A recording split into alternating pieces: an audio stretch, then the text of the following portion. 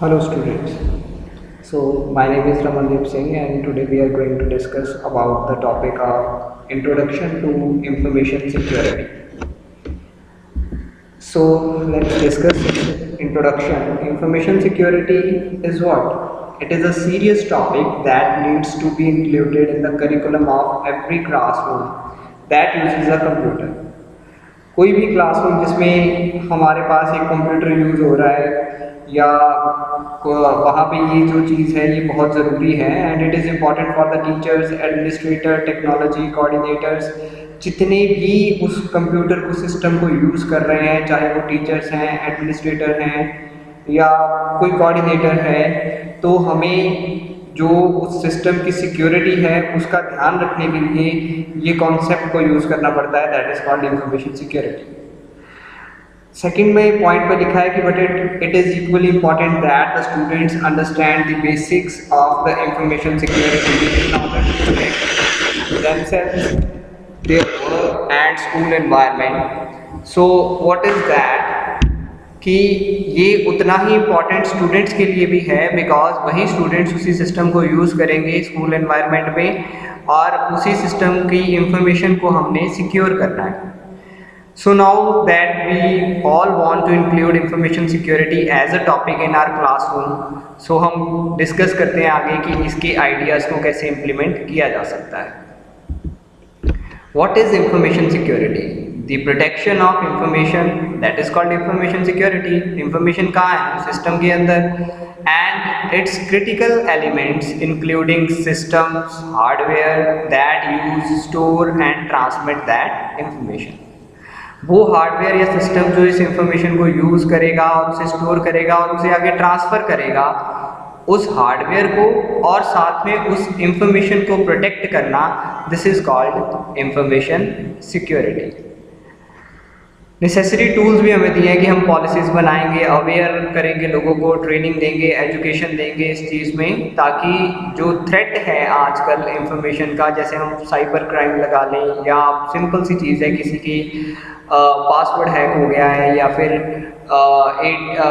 Card में से पैसे ऑनलाइन ट्रांसफ़र करते टाइम पे कोई हैकर ने उसका मिसयूज़ कर लिया है, तो इन सब चीज़ों को अवॉइड करने के लिए गवर्नमेंट ने साइबर क्राइम के लिए लॉ भी बनाया है और उसी की जो बेसिक स्टडी है आज हम वो डिस्कस कर रहे हैं। आगे एक दो पॉइंट और हैं कि information security is the application of measures to ensure the safety privacy of data by managing its storage and distribution. Information security has both technical and social implications. Information security system is the process of protecting the data from unauthorized access. अब unauthorized access क्या है? अगर data को हम एक जगह से दूसरी जगह भी ट्रांसफ़र कर रहे हैं, बीच में कोई हैकर उसे हैक कर ले और उस डेटा को चेंज कर ले, we can say it is unauthorized access. Unauthorized access आप इस तरीके से भी बोल सकते हो, सपोज अगर एक कंपनी में एक मैनेजर है और एक क्लर्क है, अगर क्लर्क मैनेजर का सिस्टम यूज़ करे जिसके लिए वो ऑथराइज नहीं है, तो this is also called unauthorized access. अब एक क्लर्क एक मैनेजर का सिस्टम, कंप्यूटर सिस्टम यूज़ करके वहाँ से कोई भी इंफॉर्मेशन को चुरा सकता है या उससे गलत तरीके से यूज़ कर सकता है। So for that purpose we have to protect data. Next, integrity. Now this term means the data cannot be modified undetectably. Data को कोई भी चेंज नहीं कर सकता। इंटेग्रिटी का मतलब होता है करेक्टनेस। अगर कोई भी अनऑथराइज्ड पर्सन जो है वो डेटा को मॉडिफाई करना चाहे तो उसे ऑनर की परमिशन लेनी पड़ेगी, जिसका वो डेटा है उसकी परमिशन के बिना वो उसे मॉडिफाई नहीं कर सकता। नेक्स्ट इसमें टॉपिक आता है हमारे पास अवेलेबिलिटी, कि अगर हमें इंफॉर्मेशन सिक्योरिटी का कॉन्सेप्ट इम्प्लीमेंट करना ही है तो हमें देखना पड़ेगा कि क्या हमारे पास वो इंफ्रास्ट्रक्चर अवेलेबल है जो कि बिजनेस की एक्सपेक्टेशंस को जिस स्पेसिफाइड टाइम में हमने पूरा करना है उस चीज़ को पूरा किया जा सकता है कि नहीं। बैकअप सिस्टम हमारे पास होने चाहिए, जैसे कि डायग्राम में दिखाया जा रहा है। If we don't have backup system तो करंट सिस्टम अगर मेरा फेल होता है तो मैं अपनी बैकअप जो है वो रिकवर नहीं कर सकता। It should be available. The next is authenticity. Now the computer system to be able to verify the identity of users.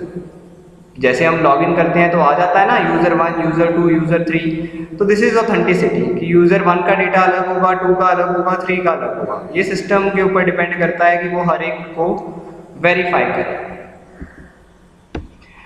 Security in different aspects. We have 3 types of security. First is data security, second is computer security, third one is network security.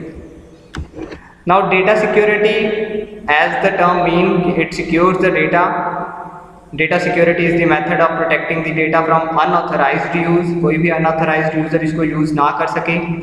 It has become an important part of the computer related business around the world. पूरे world में जितने भी business हैं जो कि computer related हैं वो सबके लिए डेटा सिक्योरिटी इम्पॉर्टेंट है। Data security is very important for the smooth operations in any organization. किसी भी ऑर्गेनाइजेशन में अगर हम चाहें कि काम स्मूथली चले तो उसके लिए डेटा सिक्योरिटी ज़रूरी है।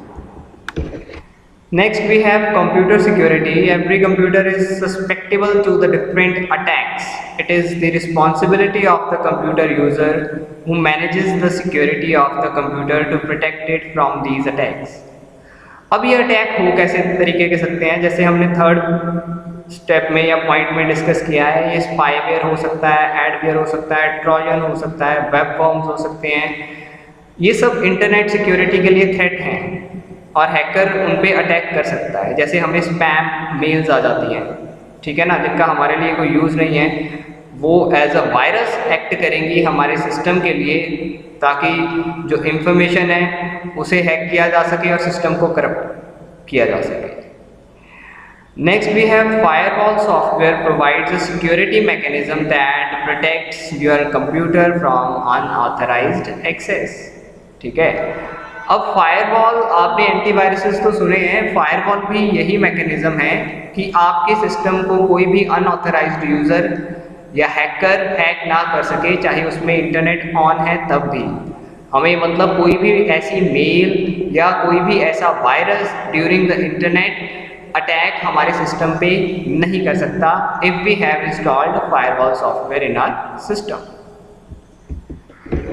Now the last is network security. Network security means the protecting your network from unauthorized use. अभी तक हम एक सिस्टम की बात कर रहे थे कि इसको कैसे प्रोटेक्ट करना है, फायरवॉल यूज़ करनी है, अवेयर करना है लोगों को या इस कॉन्सेप्ट के बारे में पढ़ाना है, एजुकेशन देनी है। अब हम नेटवर्क के बारे में डिस्कस करेंगे कि एक सिस्टम नहीं, अगर पूरा का पूरा मेरे को नेटवर्क सिक्योर करना है तो हम उसके लिए क्या कर सकते हैं।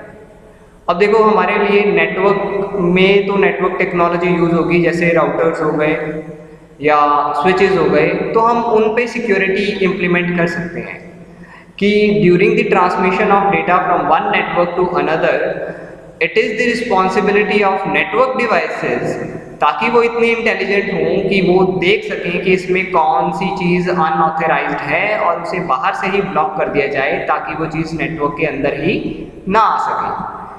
अगर वो नेटवर्क के अंदर आती है तो इसका मतलब वो नेटवर्क को थ्रेट पहुंचा सकती है। तो हमें नेटवर्क डिवाइसेस पे ज़्यादा ध्यान देते हैं नेटवर्क सिक्योरिटी में। Now this is the last slide that basic security measures for the computer. क्या हम बेसिक सिक्योरिटी के लिए कर सकते हैं? एक तो हमें up to dated antivirus program रखने होंगे अपने हर सिस्टम में, स्ट्रॉन्ग पासवर्ड लगाने पड़ेंगे जिनको ईजिली हैक ना किया जा सके, कोई भी कंप्यूटर को अनअटेंडेड नहीं छोड़ के जाना, मतलब या तो उसे आप बंद करके जाओ, लॉग आउट करके जाओ। एनेबल डिफ़ॉल्ट फायरवॉल सेटिंग्स इन विंडो एक्सपी।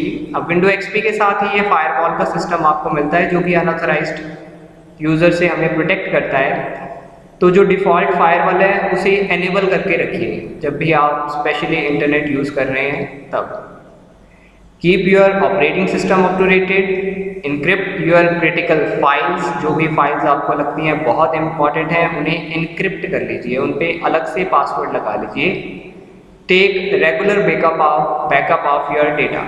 जो भी आपका डेटा है उसका रेगुलरली बैकअप लेते जाइए। Okay students, so this is all for about the introduction to the information security. Hope you all clear this concept और एक बार इसको दोबारा से रीड आउट कर लीजिएगा। Thank you.